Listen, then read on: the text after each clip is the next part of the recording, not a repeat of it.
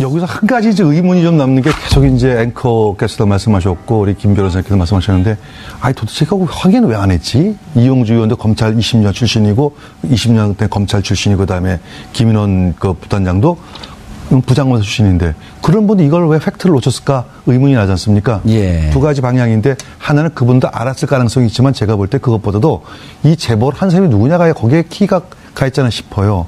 예를 들어가지고 이유미 씨가 누구예요? 바로 안철수 후보의 제자예요. 예. 그리고 아주 절친 관계죠. 그렇죠. 옛날에 안철수 후보가 처음에 정치권 나왔을 때부터 그 진신 캠프라는 캠프 만들었을 때 거기에 핵심으로 있었고, 예. 그 다음에 또 안철수 후보의 공천을 통해 가지고 여수에서 총선에 나왔던 분이에요. 예. 그럼 그런 분이 제보를 한 거고, 또 이준서 최고위원이 누굽니까? 바로 안철수 후보가 청년 영입 1호고 최고위원이고 비대위원 출신이에요. 그러면 예를 들어가지고 자꾸 우리가 이유미 씨를 평당원 해가지고 약간 이렇게 낮게 보는데 평당원이 아니라 거의 당협위원장급이고 안철수 소위 말하는 대통령 후보고 어떻게 보면 측근. 예. 그 국민의당 오너라고 할 수 있는 안철수 후보의 핵심이에요. 그러면은 국회의원이라고 해서 안철수 후보 대통령 후보가 높습니까? 아니잖아요. 오히려 측근보다 훨씬 더 낫다고 보죠. 다시 말해서 이거는 어떻게 보면 그분들이 안철수 후보의 최측근 두 사람이서 증언을 했다? 그럼 이건 뭐 팩트 검증할 필요도 없는 거지. 이거 확실한 거지. 혹시 이게 아닐까 싶습니다. 아하. 지금 국민의당 주변에서 나오는 얘기 중에 하나가 이건 너무 좀 약간 둘이 안철수 후보의 이제 비선 역할을 한 게 아니냐. 그래서 너무 이제 안철수 후보 친하다 보니까 그래서 그 국민의당 관계된 사람한테 문자가 왔는데 이거 비선의 참사다. 이제 그런 문자가 왔어요. 우리 김 변호사님한테. 예. 그래서 제가 오늘 아침에 이제 방송 나가서 이 얘기를 많이 하고 왔는데 그래서 이제 그렇게 의존을 하다 보니까 결국 그 사람들이 실제로는 당내에서 말은 평당원이고 최고위원을 했지만 어떻게 보면 실세를 할 수 있기 때문에 그걸 또 제지를 못한 것인지 아니면 알고도 같이 한 것인지 그 부분은 사실 조금 이해가 가네요. 그 김인원 부단장이나 이용주 단장보다도 어찌 보면 안철수 후보와 더 지근거리에 있는, 그러니까 안철수의 문고리 2인방쯤 되는, 이쯤 된다고 한다면은 김인원 부단장이나 이용주 단장이 검증의 선을 넘어간 거거든요. 검증하려고 하는데 무슨 얘기입니까? 이거 후보하고 다 얘기가 된 겁니다. 확인한 겁니다. 발표하세요. 이렇게 되면 꼼짝없이도 발표를 하는 거란 말이에요. 네, 거기서 이제 고려할 게 두 가지인 것 같은데, 하나는 이유미 씨가 2012년하고 2016년 두 번 다 총선 공천 신청을 했는데 그 지역구가 이용주 의원 지역구예요. 여수갑. 그래서 이제 약간 좀 미묘한 게 좀 갈리는 부분이 있죠. 그러니까 그 여수갑은 또 안철수 후보의 부인의 고향이기도 하고요. 그렇죠. 네, 그래서 이제 조금 약간 미묘한 부분이 있고, 또 하나 이 김인원 부단장에 주목을 해야 되는데, 이분은 이미 당시에 옐로우 카드를 받았던 분이에요. 그리고 사실 어떻게 보면은 레드 카드를 받았다고도 봐야 되는데, 이분이 이 고용정보원에서 권양숙 여사의 이 친척이, 먼 친척이 이 특혜 취업을 했었다. 그 내용을 발표했다가 그게 알고 보니까 친척이 아니었다. 이미 밝혀졌잖아요. 거기에 당사자 책임자거든요. 그런데 이분이 그때 당시에 어떤 식으로 그걸 변명을 하냐면, 그것은 이 권재철 위원장이 제대로 우리한테 답을 해주지 않았기 때문에 우리가 헷갈린 것이다. 이 권재철 위원장이 문제다. 이런 식으로 떠넘기기로 했어요. 이미 옐로우 카드를, 어떻게 보면 레드 카드를 받은 분인데 이분이 다시 이 역할을 했다는 거에 대해서 또 문제를 제기할 부분이 있는 것 같습니다. 알겠습니다. 그런데 이유미 씨가 당원들에게 보낸 메시지하고 기자에게 보낸 메시지, 이 내용이 의미심장해요. 당이 케어해주지 않는다. 당원을 케어하지 않는다. 하고 싶은 얘기는 많지만 나중에 할게요. 구속될까 봐 두렵다. 이건 다 두려워해야죠, 당연히. 그리고 기자에게 보낸 편지, 어쩌다가 거기 연루되어 있네요. 어쩌다? 거기 연루되어 있네요. 그럼 자기가 주범이 아니라고 하는 거, 설사 주범이면 유체이탈 화법이고, 아니면 이 말을 그대로 있는 그대로 받아 이해를 한다고 한다면 누군가의 지시에 의해서 움직인 나는 손발에 불과했었다? 이렇게 들리지 않나요? 근데 좀 약간 의문스러운 면이 이유미 씨가 여자잖아요. 여자고 혼자 내가 이런 걸 한번 해보겠다. 그럴 테니까 어떻게 했느냐 이렇게 먼저 상의할 가능성이 있을까요? 그럼 저한테 물어보세요. 내가 볼 때는 그런 가능성이 많지 않다고 봐요. 저도 동의해요. 많지 않고 단지 누군가가 이거 계속 의혹 밝혀줘야 하는데 사실 뭐 지난 대선 동안에 계속 그 문재인 대통령과 관련된 문재인 후보와 관련된 것 중에서 다른 것들은 의혹들이 별로 없었어요. 뭐 의자내 그런 것들은 뭐 아주 격가지적인 거 아닙니까? 그렇지만 이제 아들에 대한 고용정보 채용 의혹이 가장 주된 거였단 말이에요.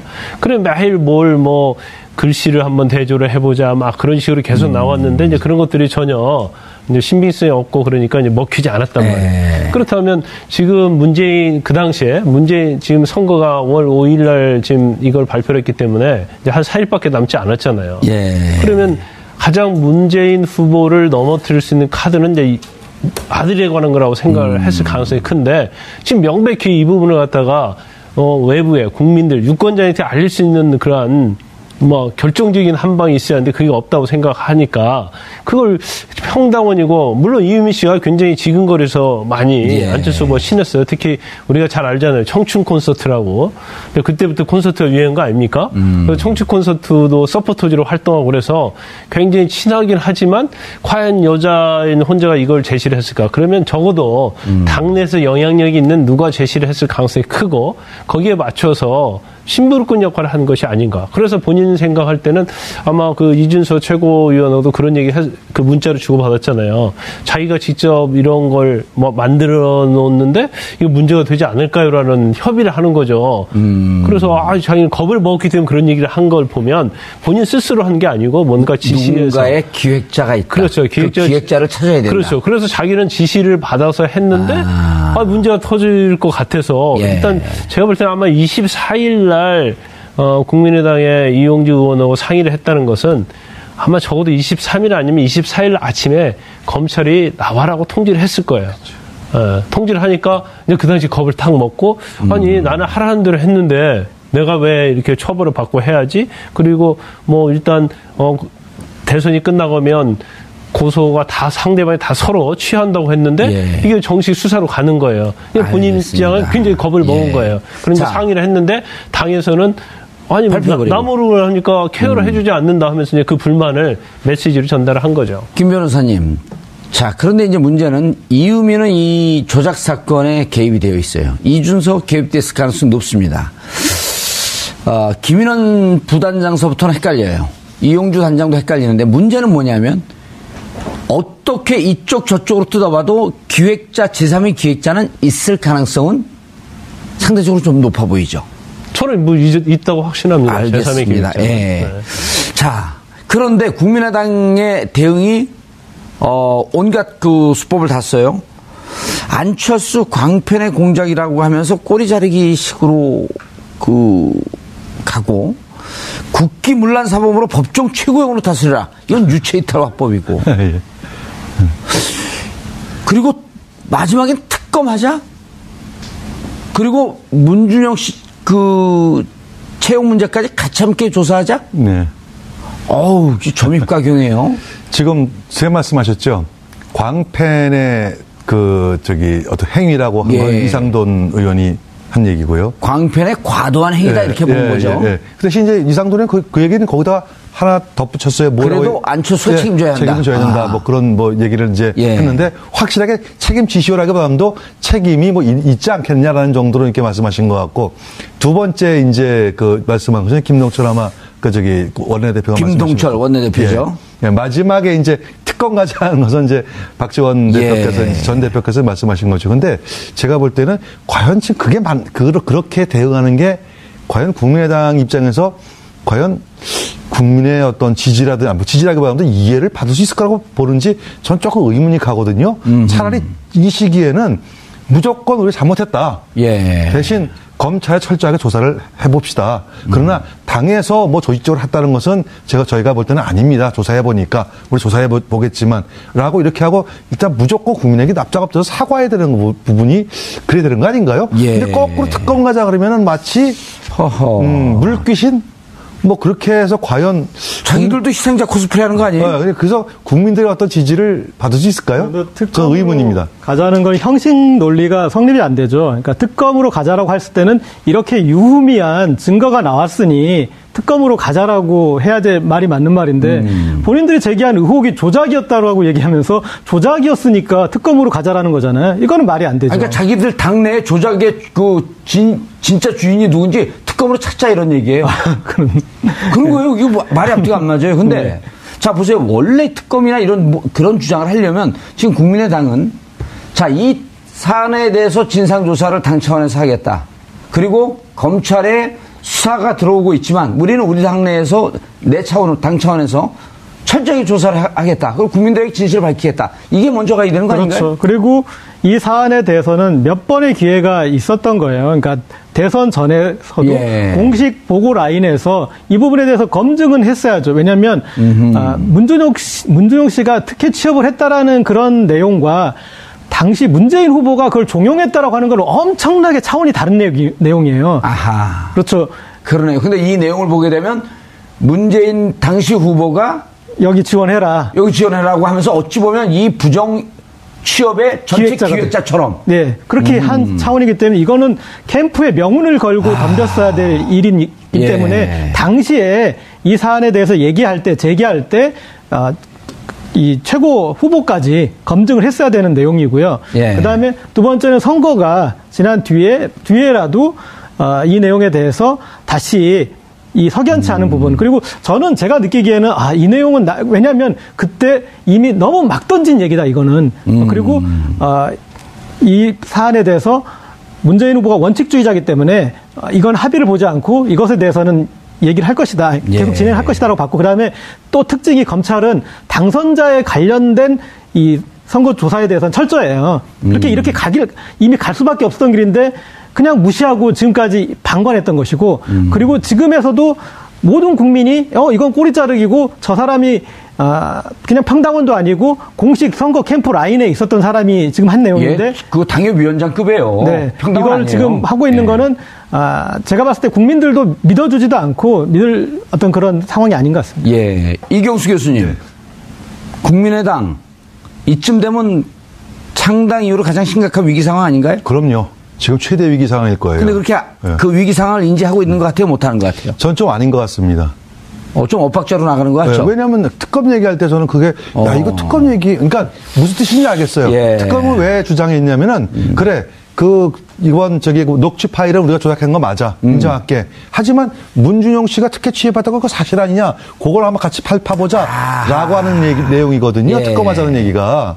그러니까 이미 자신들 조작된 그 증거를 갖고 특혜 취업이라고 하는 게 다시 원점으로 간 거 아니에요? 그 근거 없는 주장이 된 거 아니에요? 아니요. 그 전에 무슨 이런 거 있잖아요. 그 입사 날짜를 이틀이나 뒤늦게 서류를 냈다. 그 다음에 사인이 아까 김 변호사 말씀하셨잖아요. 사인이 조작됐다. 이제 그런 게 있으니까 그것도 같이 파보자라고 그래서 제가 아까 물귀신이라는 말씀 드린 건데 지금 그게 중요한 게 아니죠. 왜냐면은 특검이라고 하는 것은 지금 굉장히 중차대한 건데 지금 국민의당이 좀 착각하고 있는 게 지금 거기에 호남을 기반으로 한 정당입니다. 그럼 지금 거기에 여론조사 한번 해보세요. 어떻게 돼 있나 지금. 5% 나옵니다. 네. 근데 거기다가 계속해서 사과를 해도 부족한 판에 거기다가 물귀신 하자 그러면은 아마 지방선거 총선 결과 참 어려울 것 같습니다. 알겠습니다.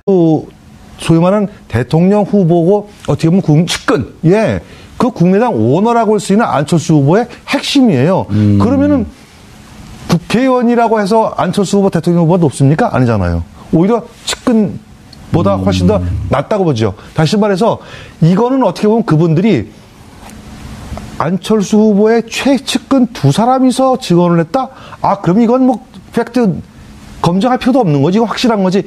혹시 이게 아닐까 싶습니다. 지금 국민의당 주변에서 나오는 얘기 중에 하나가 이건 너무 좀 약간 둘이 안철수 후보의 이제 비선 역할을 한 게 아니냐.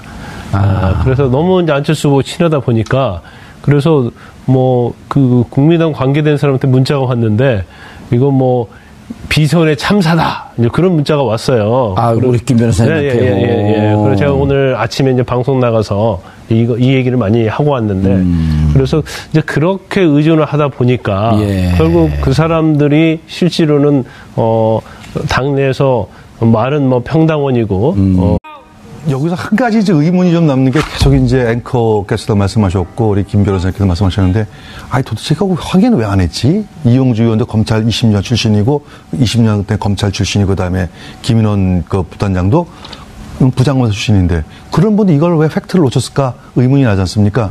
두 가지 방향인데 하나는 그분도 알았을 가능성이 있지만 제가 볼 때 그것보다도 이 재벌 한 사람이 누구냐가 거기에 키가 가 있잖아 싶어요. 예를 들어가지고 이유미 씨가 누구예요? 바로 안철수 후보의 제자예요.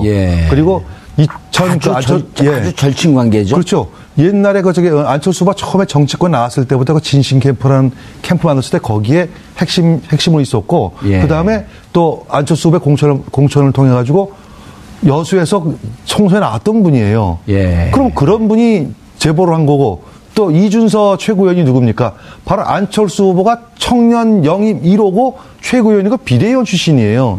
그러면 예를 들어가지고 자꾸 우리가 이유미 씨를 평당원 해가지고 약간 이렇게 낮게 보는데 평당원이 아니라 거의 당협위원장급이고 안철수 어쩌다 거기 연루되어 있네요. 그럼 자기가 주범이 아니라고 하는 거 설사 주범이면 유체이탈 화법이고 아니면 이 말을 그대로 있는 그대로 봐도 이해를 한다고 한다면 누군가의 지시에서 움직인 나는 손발에 불과했었다? 이렇게 들리지 않나요? 근데 좀 약간 의문스러운 면이 이유미 씨가 여자잖아요. 여자고 혼자 내가 이런 걸 한번 해보겠다. 그럴 테니까 어떻게 했느냐 이렇게 먼저 상의할 가능성이 있을까요? 그럼 저한테 물어보세요. 내가 볼 때는 그런 가능성이 많지 않다고 봐요. 저도 동의해요. 많지 않고 단지 누군가가 이거 계속 의혹 밝혀줘야 하는데 사실 뭐 지난 대선 동안에 계속 그 문재인 대통령과 관련된 문재인 후보와 관련된 것 중에서 다른 것들은 의혹들이 별로 없었어요. 뭐 의자내 그런 것들은 뭐 아주 격가지적인 거 아닙니까? 그렇지만 이제 아들에 대한 고용정보 채용 의혹이 가장 주된 거였단 말이에요. 그래 매일 글씨를 한번 대조를 해. 그리고 사실은 어떻게 보면은 레드 카드를 받았다고도 봐야 되는데 이분이 이 고용정보원에서 권양숙 여사의 이 친척이 먼 친척이 특혜 취업을 했었다. 그 내용을 발표했다가 그게 알고 보니까 친척이 아니었다. 이미 밝혀졌잖아요. 거기에 당사자 책임자거든요. 그런데 이분이 그때 당시에 어떤 식으로 그걸 변명을 하냐면 그것은 이 권재철 위원장이 제대로 우리한테 답을 해주지 않았기 때문에 우리가 헷갈린 것이다. 이 권재철 위원장이 문제다. 이런 식으로 떠넘기기를 했어요. 이미 옐로 카드를 어떻게 보면 레드 카드를 받은 분인데 이분이 다시 이 역할을 했다는 거에 대해서 또 문제를 제기할 부분이 있는 것 같습니다. 알겠습니다. 그런데 이유미 씨가 당원들에게 보낸 메시지하고 기자에게 보낸 메시지 이 내용이 의미심장해요. 당이 케어해주지 않는다. 당원을 케어하지 않는다. 하고 싶은 얘기는 많지만 나중에 할게요. 구속될까 봐 두렵다. 이건 다 두려워해야죠, 당연히. 그리고 기자에게 보낸 편지. 어쩌다가 거기 연루되어 있네요. 최고위원 했지만 어떻게 보면 실세를 할 수 있기 때문에 그걸 또 제지를 못한 것인지 아니면 뭐 알고도 같이 한 것인지 그 부분은 뭐 사실 조금 이해가 가네요. 그 김인원 부단장이나 이용주 단장보다도 어찌 보면 안철수 후보와 더 지근거리에 있는 그러니까 안철수의 문고리 2인방쯤 되는 이쯤 된다고 한다면은 김인원 부단장이나 이용주 단장이 검증의 선을 넘어간 거거든요. 검증하려고 하는데 무슨 얘기입니까? 이거 후보하고 다 얘기가 된 겁니다. 확인한 겁니다. 발표하세요. 이렇게 되면 꼼짝없이도 발표를 하는 거란 말이에요. 거기서 이제 고려할 게 두 가지인 것 같은데 하나는 이유미 씨가 2012년하고 2016년 두 번 다 총선 공천 신청을 했는데 그 지역구가 이용주 의원 지역구예요. 여수갑. 그래서 이제 약간 좀 미묘한 게 좀 갈리는 부분이 있죠. 그러니까 그 여수갑은 또 안철수 후보의 부인의 고향이기도 하고요. 그렇죠. 그래서 이제 조금 약간 미묘한 부분이 있고 또 하나 이 김인원 부단장에 주목을 해야 되는데 이분은 이미 당시에 옐로우 카드를 받았던 분이에요.